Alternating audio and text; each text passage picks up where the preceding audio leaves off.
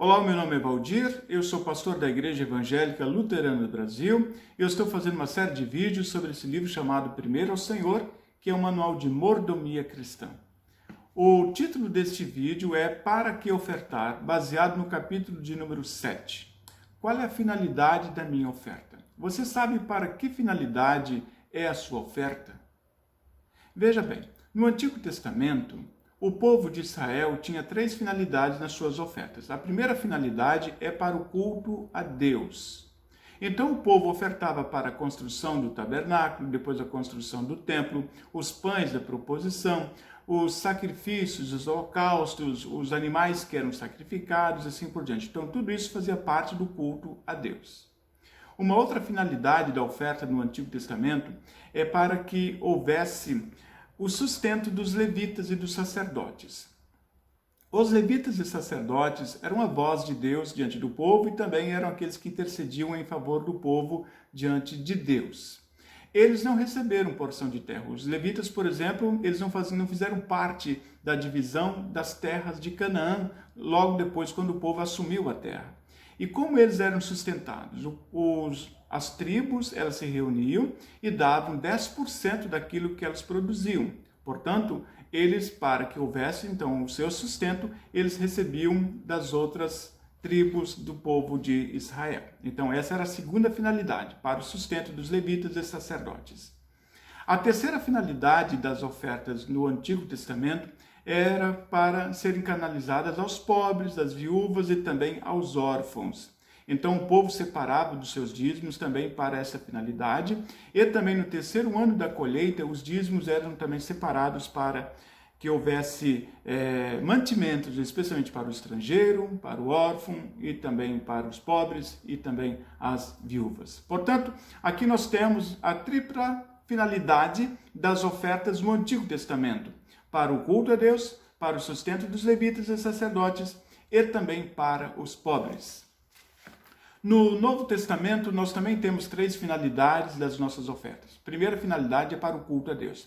É bom sempre lembrar que nós estamos vivendo o Novo Testamento. O Novo Testamento são os acontecimentos que vão depois da morte e da ressurreição de Jesus. Então, nós também continuamos a cultuar a Deus. Assim como o povo cultuava a Deus e levava suas ofertas para a construção de templos e assim por diante, assim nós fazemos hoje. Então, a nossa oferta é para o culto a Deus, para a construção de templo, para a compra de inários, a compra de bíblias, a compra de material missionário, também a compra de instrumentos para que possa, então, esse evangelho ser levado adiante. Portanto, essa é a primeira finalidade da oferta no Novo Testamento, para o culto a Deus. Nós ofertamos para o culto a Deus.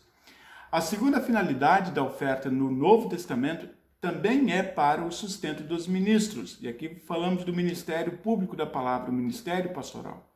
Assim como no Antigo Testamento os levitas e os sacerdotes eram sustentados a partir das ofertas do povo de Israel, assim também no Novo Testamento os ministros são sustentados a partir das ofertas, até porque os ministros eles têm uma dedicação exclusiva no trabalho da igreja e por esta razão, então, eles recebem os seus ordenados a partir das ofertas dos cristãos. E os cristãos fazem isso com muita alegria, porque sempre recebem a palavra no seu meio, recebem o sacramento do batismo, recebem a Santa Ceia e tem diante de si ou no seu meio o ministério da palavra, ou ministério pastoral. Por esta razão também, os cristãos do Novo Testamento, eles ofertam para o sustento dos ministros. Há um texto da Bíblia que diz assim: digno é o trabalhador do seu salário. Como também existe assim: mandastes não somente uma vez, mas duas, ou bastante para as minhas necessidades. Aqui o apóstolo Paulo está falando para a igreja de Filipos. Ainda o apóstolo Paulo fala a Timóteo o seguinte: devem ser considerados merecedores de dobrada honra os presbíteros que presidem bem, com especialidade os que se afadigam na palavra e no ensino. Então, os pastores, os padres, os presbíteros, aqueles que têm uma dedicação exclusiva na igreja, o seu salário ele é a partir das ofertas que nós fazemos lá na igreja. Também a terceira finalidade das ofertas no Novo Testamento era para os pobres. O livro de Atos, por exemplo, diz que eles vendiam até as suas propriedades à medida que alguém tinha necessidade. Então, a igreja do Novo Testamento é uma igreja que acolhe, é uma igreja que também vai ao encontro das necessidades das pessoas mais pobres. Então, a nossa oferta também tem esta finalidade.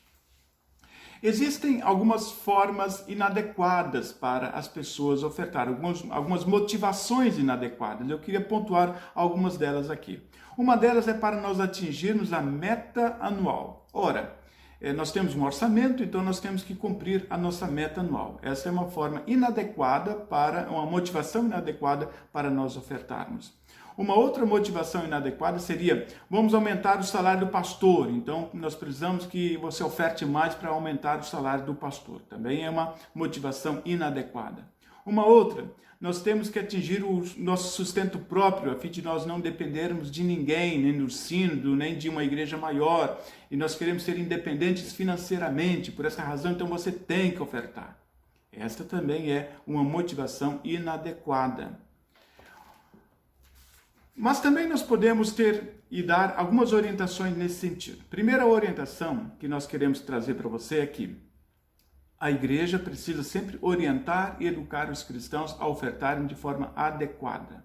Então, o papel da igreja é ensinar a palavra de Deus, é orientar a igreja para que a igreja oferte de forma adequada. A igreja também tem como propósito de esclarecer para a comunidade o destino das ofertas.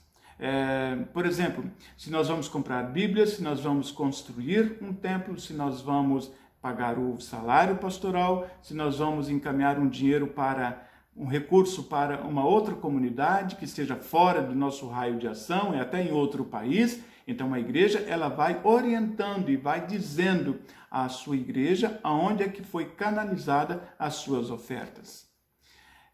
Por exemplo, se a oferta é para o sustento de missionários que não são daquela congregação, mas que estão talvez até em outros países, eu preciso orientar a igreja, dizer à igreja que aquela oferta que as pessoas estão trazendo diante do altar, ela também será canalizada para esta finalidade. Ou seja, a igreja tem como um papel fundamental a evangelização. A evangelização é o sangue, é a vida da comunidade. Então, a nossa oferta, ela tem este propósito para o reino de Deus, para que o evangelho continue sendo pregado adiante.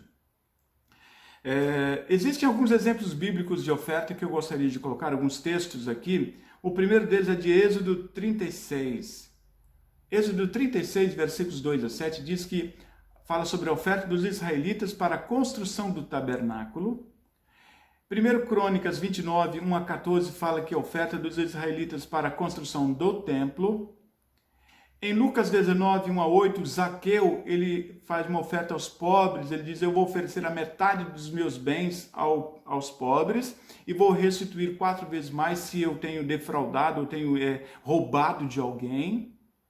O texto de Atos 2, 44 e 45 fala que os cristãos de Jerusalém vendiam as suas propriedades à medida que alguém tinha necessidade.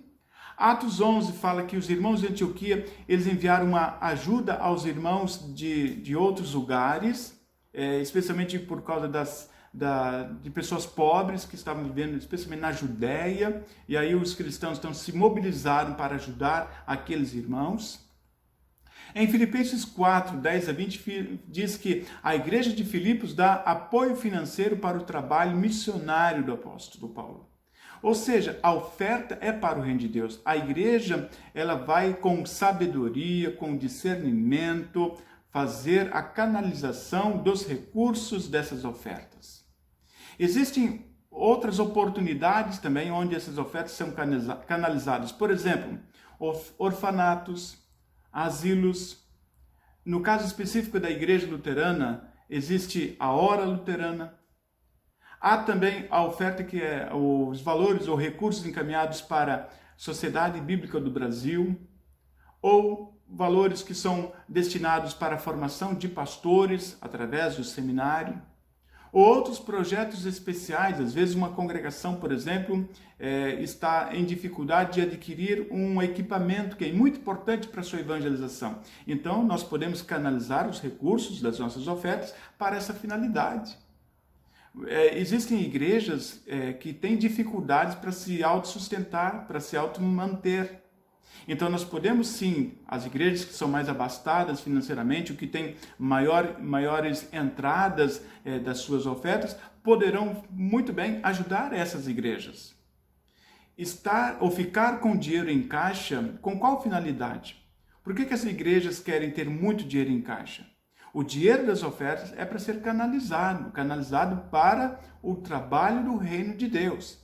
Se a sua congregação não tem um projeto específico e ela tem recursos em caixa, veja a partir da sua denominação nacional, no caso aqui a Igreja Luterana, a IELB, veja através da diretoria nacional onde poderia canalizar os recursos que estão, entre aspas, excedendo no seu caixa na sua congregação.